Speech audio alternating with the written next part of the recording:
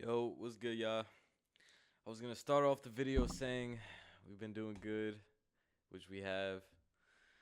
I was gonna make some profit today, but the fucking Marlins just scored 5 fucking runs in 1 inning to come back to tie at 5-5. And I have a fucking parlay, man, that just needs the Dodgers to win. It's all good though, they're still gonna win.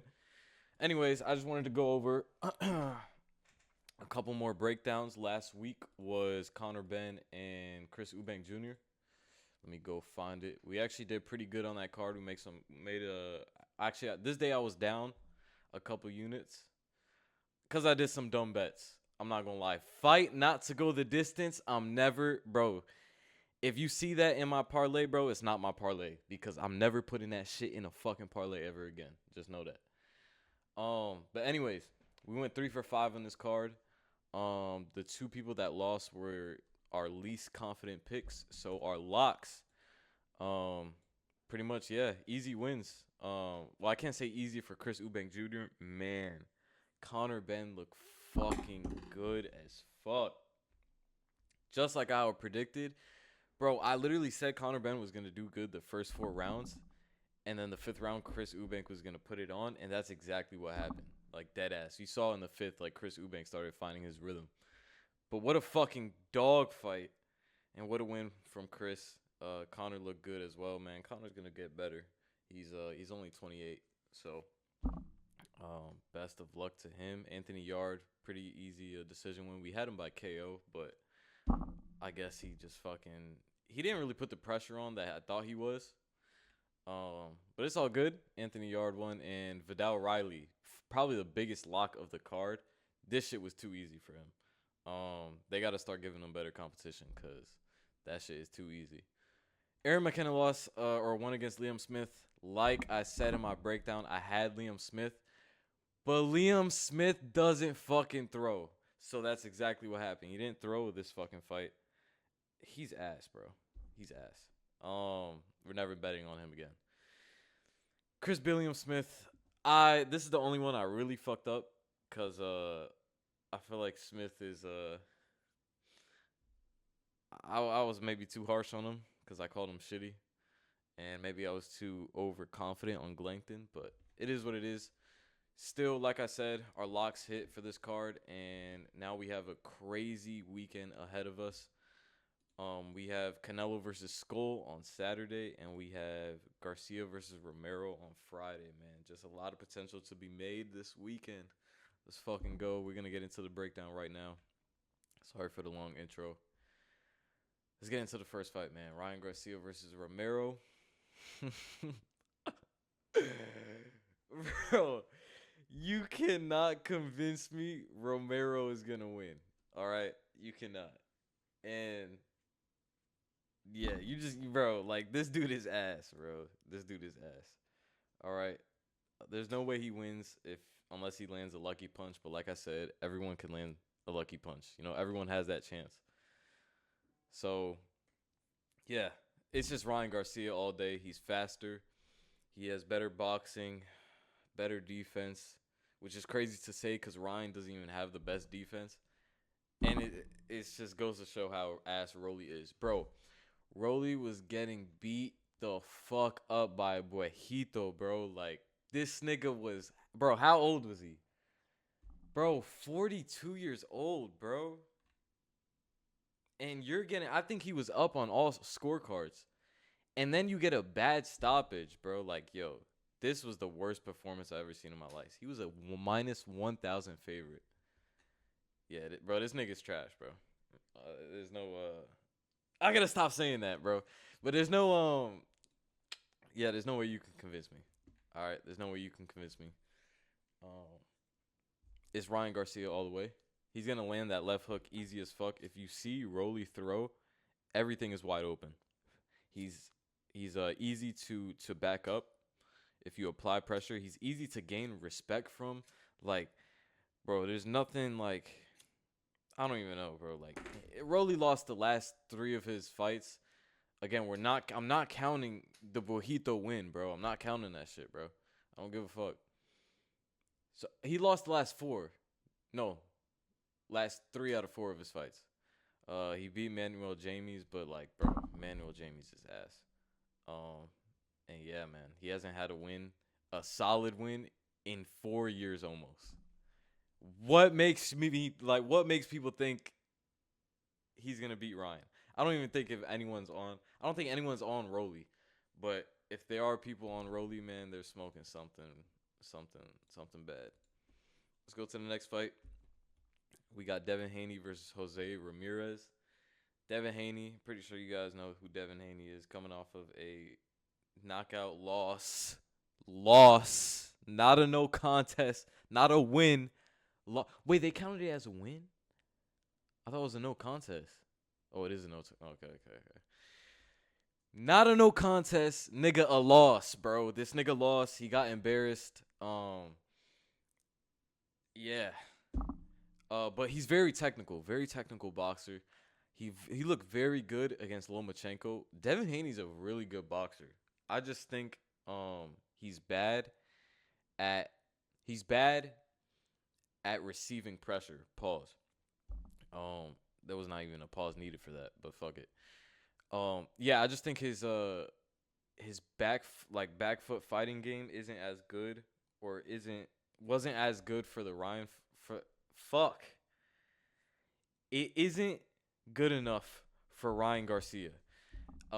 This fight I betted Ryan Garcia before the fight. I deadass no troll. I'm not lying about this. I deadass saw Ryan Garcia in an interview before the fight, and I remember everybody saying, "Well, I ain't gonna lie, we all thought he was crazy as fuck, even me." But then I saw him in the interview before he was about to walk out to the ring, and he looked like normal. So I was like, bro, he's faking this shit. And I ain't gonna lie, I put money on Ryan, and we won big that night. But either way, I had Ryan winning just because I knew Devin Haney can't take pressure. Um, that's pretty much his like biggest flaw in my opinion. That's why I think Gervonta beats him, and that's why I thought Loma beat him as well. Um, but Jose Ramirez, he doesn't have that type of pressure. Um, Jose Ramirez isn't that good. He lost to Arnold Barbosa Jr., which in the fight he pretty much didn't do anything. There was no adjustment from him for 12 rounds. Arnold Barbosa Jr. was doing the same exact thing. He was fighting on the back foot and just picking his shots and setting everything up with it like with a weak jab, with a fake jab. Literally, that's it. Like that's it. There was no adjustment from Jose Ramirez. He just doesn't look good, man. And yeah, yeah, he doesn't look good. He's 32. He's the older fighter. He's coming off a loss 5 months ago. I don't think he's. I'll be honest. I don't think he's prepared for Devin Haney. And yeah, you could say he's coming off of a terrible, terrible win. But it was a year ago. He's moved up in weight. Give me Devin Haney all the way. This is why the odds are what they are. I have Devin Haney by decision just because I feel like Jose Ramirez can put up a little bit of a fight, um, and not get TKO'd. But yeah, Devin Haney by decision. I also haven't seen, besides the Ryan fight, I haven't seen his power in this weight class. So I know he's gonna be landing more cleanly this fight than the Ryan fight, but I haven't seen his power, so I can't say he's gonna get a TKO. I would say obviously the money line is way out of fucking. I don't even know where I was gonna go with that, but the money line is fucking crazy. Minus 1,200 odds is insane. So I would tell you to take Haney by decision, but at the same time, I'm scared if he gets a TKO. Even though he hasn't got, I know he hasn't got a TKO in like fucking years. Wait. Oh, he knocked down Regis Prograis. Nah, if he can't TKO Regis Prograis, I ain't gonna lie, he's going to decision. Wow, bro, this nigga hasn't had a TKO since 2019. Yeah, bro, put that. I think it's minus 375 for Haney by decision. That's a lock. He ain't getting no TKO. Lock of the year. We'll take that all day. So far, just Ryan Garcia, Devin Haney by decision, and now my biggest lock of the card. Teofimo Lopez. Teofimo Lopez versus Arnold Barbosa Jr.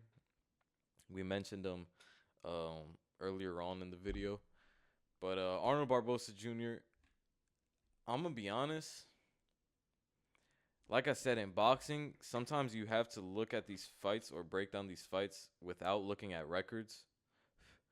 And that's something I do a lot. I don't give a fuck if you're 32-0. You look average as fuck. I'm be honest, he looks average as fuck. Split against Jack Catterall, and Jack Catterall fights the same exact style, kind of like Teofimo Lopez, on the back foot in the Philly shell stance, throws weird, unorthodox shots, has weird timing. Fights the exact same, and you win a split decision with him. You beat Jose Ramirez. Like I said, Jose Ramirez is ass. He doesn't throw. Sean Combs, split decision. Like, I'm be honest, you haven't looked the best in the past 3 wins. You haven't looked the best. So how am I going to trust you to beat Teofimo Lopez, who, if you haven't watched Teofimo Lopez, go watch him, bro. He's fucking insane. His footwork, his ring IQ. He comes in a fight with a game plan. His smothering shots. His eyes is probably the best part of his game, man. He sees every shot. Now, he is very hittable. Like, you could hit Teofimo Lopez. He's very hittable when he's in the Philly shell, like the jab, and I feel like the 1-2 could get in pretty easy. But Barbosa isn't gonna do that for 12 rounds and keep up a pace and control a fight. Like, he's just not gonna do that. He's not used to doing that.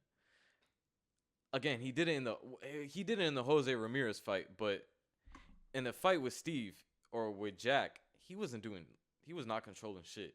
This is a month and 3 weeks ago. I didn't even know that. So a very fast turnaround. Teofimo, 9 months ago, his last fight. So a lot of time off, a lot of time to be prepared. Bro, come on. It's fucking Christmas the way they're giving us Teofimo at -240. So Teofimo decision all the way.